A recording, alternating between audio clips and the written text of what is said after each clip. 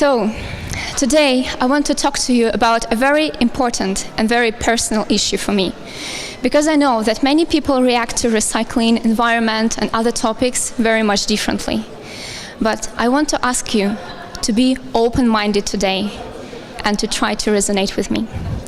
But before I start, let's a little bit warm up and see how much familiar you might already be with this topic. Raise your hand if you recognize these books. Yeah, I see a journalist faculty part. So for those who see them for the first time, this is our English textbooks. And the point is that covers of the books change, but topics inside stay the same. These are communication, sport, languages, and so on. But along with those very gripping and exciting topics we can run on for hours, there is always some discussions that make us bored rigid. And one of them is the environment. What immediately pops up in your head when you see that the next chapter of a textbook is dedicated to it? Probably that is your active vocabulary. Something like pollution, acid rains, global warming, and many other disrupting and frightening things which are about to erupt on us with fury because we are so careless with our attitude towards nature. And this is kind of stressful, right? And it doesn't sound like a pleasant conversation at all, even though we all realize the potential threats. But what I personally believe is that such an emotional approach can maybe too overwhelming. And this is fine, because our psyche is trying to protect us. But the thing is that we're just becoming numb to this issue. It's like you know that it is vital, but you forget about it as soon as you leave the class. But you know, there is always a turning point in any plot of a film or a book when the main character experiences a life-changing moment. And from now on, nothing can be the same. For example, he or she gets a superpower. And I had my life-changing experience too. Could you please guess what country is that? Yes, that is Switzerland, well known for its breathtaking views and rustic charm. And could you get what country is that? Which looks actually like any polluted country some years ago. But that is also Switzerland, but 20 years ago. Only 20 years ago, beautiful landscapes we know now looked like this because of waste. The government was just dumping waste as it is done right now in Russia, poisoning earth, underground waters and air with toxic emissions. And when they realized that they have really serious problems, they introduced strict recycling policy. And now we can see such a beautiful and dramatic change. So my story is, I went for an exchange there. And before that, here in Moscow, I never felt somehow influenced by bad ecology. I actually always thought that bad ecology looks like this, or maybe like this, but definitely not like this, because it looks like my plans for holidays with friends, actually.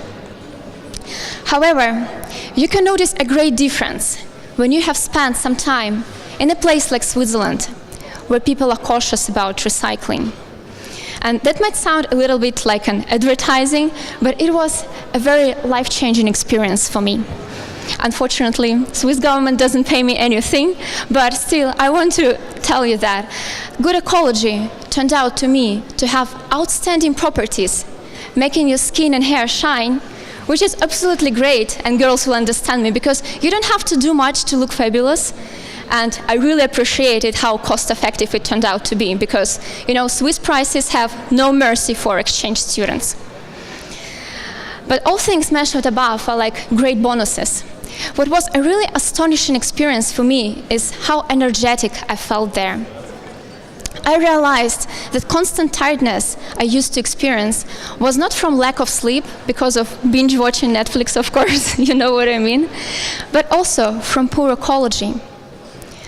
And this big discovery made me very sad, because from my whole heart I want us all to have such a great quality of life here in Moscow, in Russia. What we have now is 70,000 landfills that occupy 40,000 square kilometers of our beautiful country. And actually, this numbers doesn't tell you anything, but I will give you a reference point. Actually, 40,000 square kilometers is equal to the total area which occupies Switzerland. And this is really shocking because we all have to squeeze in our tiny apartments, while waste seems to be doing quite well. So why don't we introduce recycling?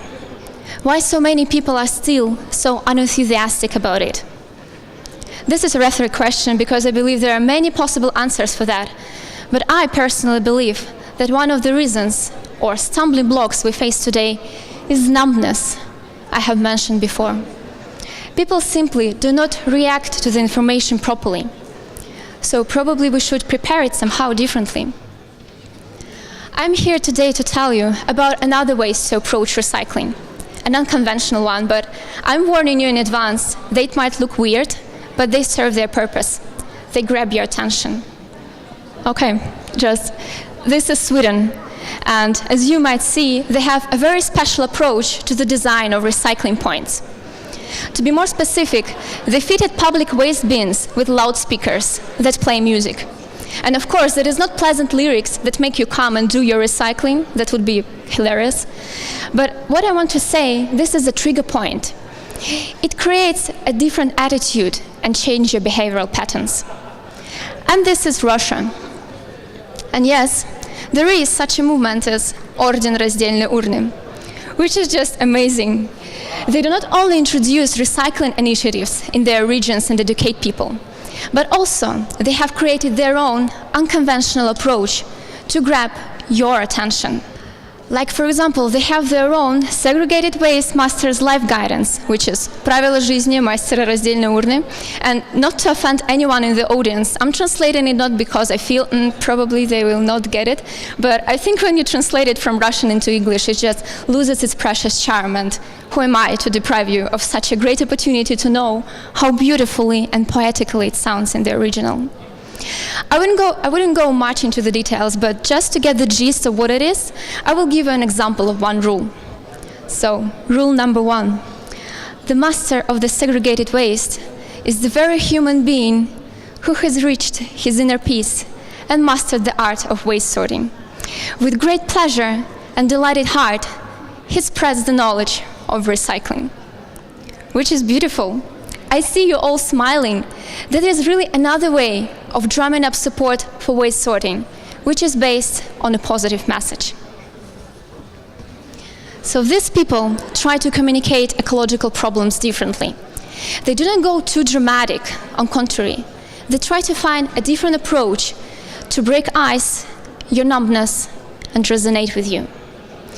I do not encourage you today to rush home and terror your family with recycling initiatives, but truth be told, if you do so, you will win my heart because I will feel so privileged. But the thing you can actually do is to start talking about it, to change the way people perceive this topic. And if someone tells you that, recycling is actually a matter of national character, I'm not sure that Russians can do that. I have a winning counter-argument for you.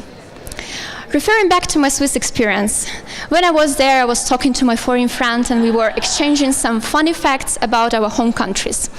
And I told him something which I thought will be hilarious and he will really like, and what we all Russians do. I told him about our bag with plastic bags. And I felt myself like a great comedian. I thought he will be laughing so much. But his reaction was startling, as he told me something like, "Wow, this is so clever of you to reuse plastic bags. That is so environmentally friendly." And of course I was shocked and quite angry because he has spoiled my joke. But the point is that actually on this example you see that we are, Russians in particular, we are inherently concerned about the environment. And one of the things we can do is to change the way we talk about it. Thank you.